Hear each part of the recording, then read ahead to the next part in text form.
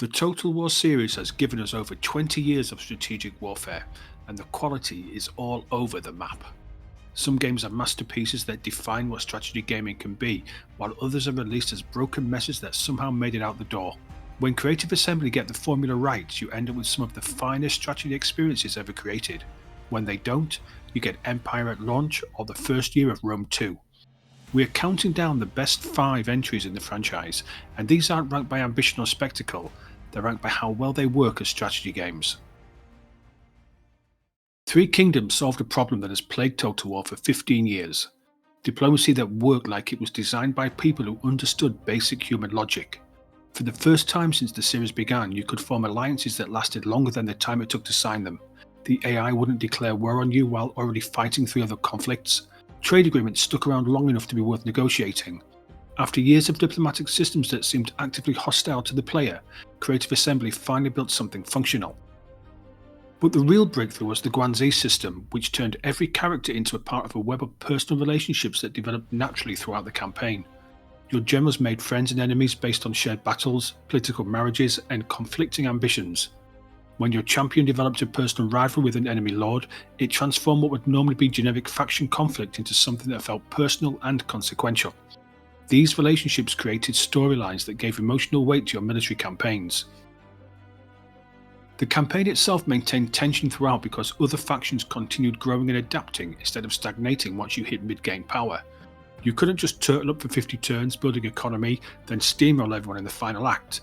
The AI pushed back meaningfully, forming new coalitions and presenting fresh challenges right up until the end. It was the first Total War game in years where the late game stayed as engaging as the opening moves. But Creative Assembly killed it just as it was hitting its stride. They cancelled the planned northern expansion that would have completed the map, they shelved additional DLC that would have explored different periods of Chinese history, they cut support right when the modding community was starting to build momentum. Three Kingdoms proved that historical Total War could evolve beyond the Medieval 2 template and remain commercially viable, then Creative Assembly decided it wasn't a direction worth pursuing. The game stands as both an achievement and a missed opportunity, the last time the series took historical strategy seriously. Rome changed what strategy games could be when it launched in 2004. Before this, you were looking at sprites moving around 2D maps with battle outcomes determined by dice rolls and stat calculations happening behind the scenes. Rome put thousands of individually rendered soldiers on screen at once, fighting in real time while you're commanding from a camera that could zoom from bird's eye overview down to individual soldier level. The technical leap was staggering, and it completely redefined what strategy gaming could look like. The campaign wrapped through the entire Mediterranean world in conflict that felt both historically grounded and strategically engaging. The 3 Roman factions created built-in drama since you inevitably ended up fighting your former Republican allies once the barbarian threats were eliminated. The Senate missions provided structure to your early expansion, then became obstacles to overcome once you grew powerful enough to chart your own course. Character development through family trees made your generals feel like people with histories and ambitions instead of just stat blocks with Latin names attached. 20 years later, Rome shows its age in every system. The AI was never particularly intelligent, and decades of improvements in strategy gaming have exposed just how primitive its decision making was. Siege battles are clunky exercises in patience. Naval battles don't exist, they're just auto-resolved stat comparisons. Unit balance heavily favours Roman infantry over every other military tradition, which makes sense historically but creates boring tactical scenarios. The graphics look rough compared to anything released in the last decade. But Rome's influence on strategy gaming extends far beyond its own mechanical limitations. It took Total War from a niche series appreciated by history enthusiasts to a mainstream phenomenon that defined what cinematic strategy could achieve. Every subsequent entry builds on the foundation Rome established. The seamless blend of turn-based campaign management with real-time tactical battles, the character-driven narratives, the camera work that makes you feel like you're directing an epic historical film. Without Rome's commercial and critical success, we wouldn't have got a Medieval 2, Shogun II, or any of the games that followed. That transformative impact earns it a place in the list despite its mechanical weaknesses.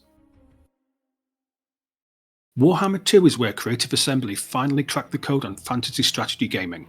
The original Warhammer felt like a collection of interesting ideas that didn't quite fit together, with faction mechanics that were more gimmicky than strategic. Warhammer 2 refined those concepts into coherent playstyles that felt distinct without breaking the game's underlying systems. Skaven tunneling and ambush tactics, Dark Elf slave-based economies, Lizardmen ritual magic, High Elf diplomatic influence, Each race demanded completely different strategic approaches whilst operating within the same mechanical framework. The Mortal Empires campaign turned the game into the ultimate strategy sandbox by combining 2 continents worth of factions, legendary lords, and unit rosters into one massive interconnected map. You could spend hundreds of hours just exploring the different combinations of starting positions and faction mechanics without exhausting the strategic possibilities.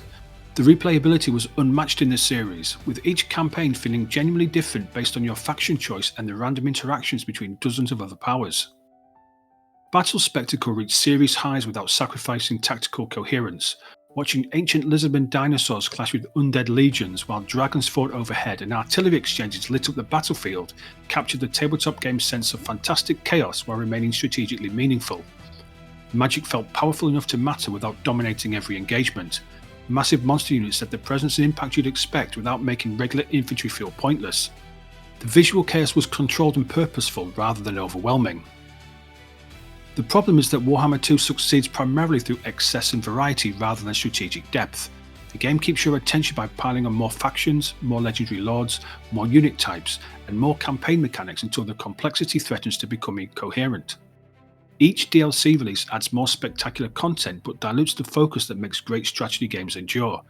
It's brilliant entertainment that captures the Warhammer universe perfectly, but it lacks the disciplined design philosophy that creates lasting strategic classics.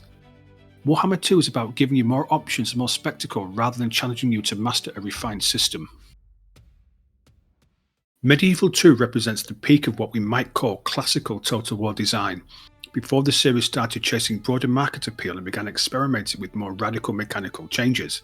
The campaign covers the medieval period when Europe and the Middle East and North Africa were locked in constant warfare, with factions that feel historically authentic while maintaining distinct strategic identities. Playing as England requires fundamentally different approaches than playing as the Byzantine Empire, and those differences emerge naturally from geographical position, starting resources, and historical context rather than arbitrary special rules. The city versus castle building system created some of the most meaningful strategic decisions in any Total War game. Cities generated significantly more income and supported larger populations, but they were vulnerable to assault and difficult to defend against determined attackers. Castles produced superior military units and could withstand extended sieges, but they limited your economic development and population growth. This forced you to think carefully about long-term regional development rather than just building the same optimal structures in every settlement. Religion added another layer of strategic complexity, driving external conflicts through crusades and jihads while creating internal management challenges through heresy and religious unrest.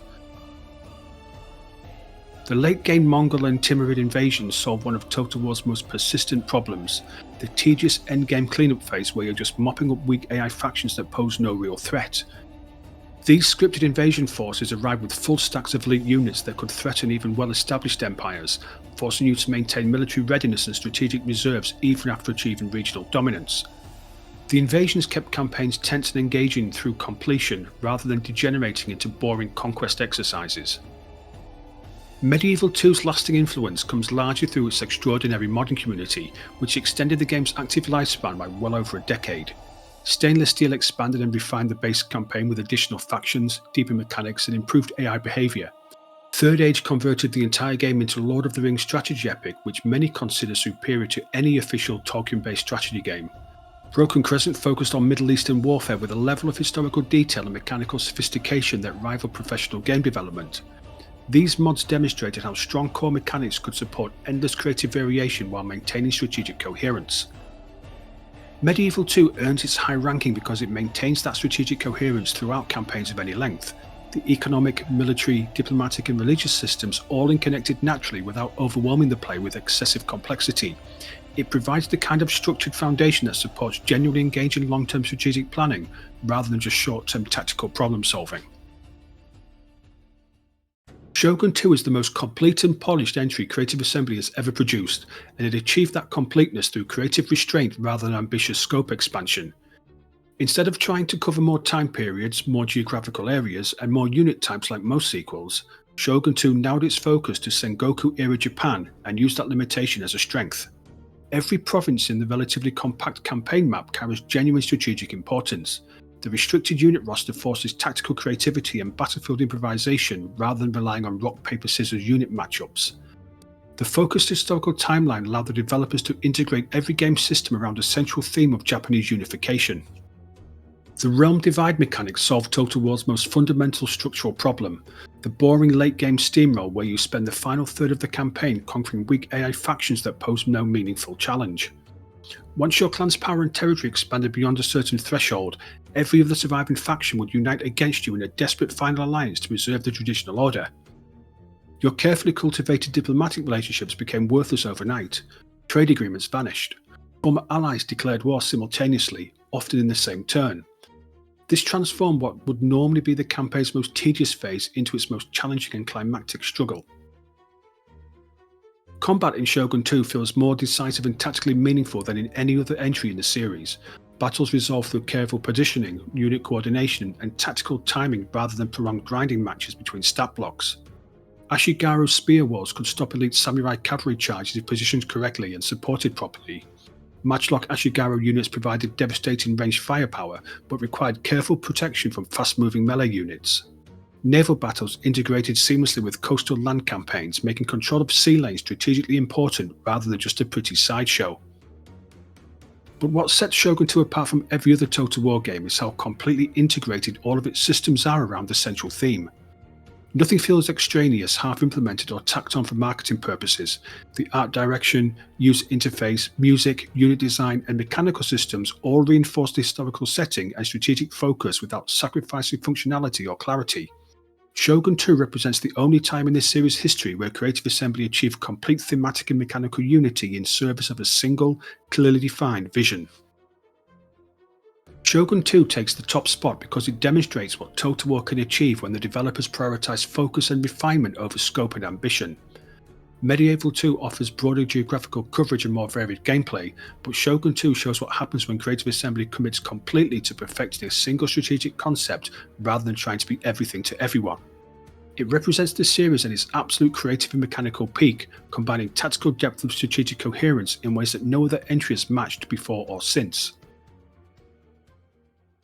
These 5 games represent Total War when it was pushing the boundaries of what strategy gaming could achieve rather than coasting on established formulas and market positioning. This series has produced other notable entries that brought interesting ideas to the table.